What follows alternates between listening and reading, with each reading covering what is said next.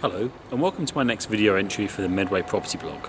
My name is Spencer Fortag. I'm the author of the blog, which can be found at medwaypropertyblog.com. I'm also the director of Dockside Property Services, a real estate agent covering the Medway towns with offices in Rochester, Strood. Now today I'm going to be talking to all you landlords out there, both current landlords and prospective, about the right to rent scheme.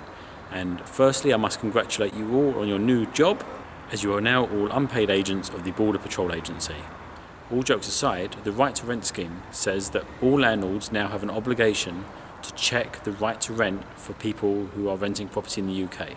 The official definition of the right to rent is that only people with permission or right to be in the UK have a right to rent property.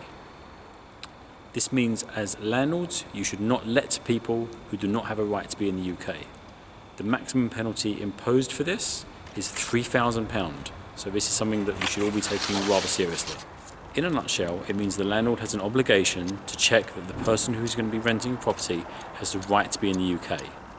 These checks are done in the following way. You have to make sure that the people have the correct documentation, which proves they have a right to rent in the UK. Now, there's two lists on the government website, List A and List B. I'm not going to run through all the various configurations because there are many. Needless to say, you should check the government's own website, which can be found at www.gov.uk. I'll also be posting a link at the end of this video for further details where you can check. The obligation of the landlord is to check the original documents, see the person in person, make a copy of the documents.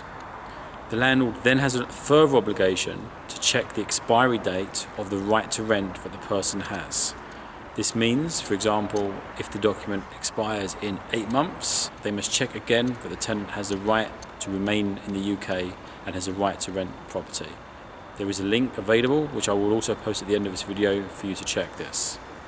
So in a nutshell, landlords, you must firstly check the documents. You must make your best attempt to verify that the document is genuine, and again there are guidelines on the website on how to do this. You must make a copy of the document. You must check again when the document expires.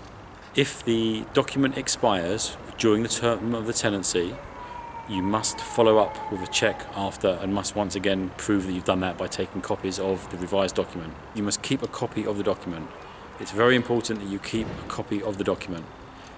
You must be able to prove that you've done the right to rent checks, and if you follow these simple checks, you will not be liable for the £3,000 fine. Thanks for watching. I strongly suggest you take a look at the link that I'm posting at the end of this video, or if you have any questions, please simply email me, spencer@docksidekent.com. Thanks for watching.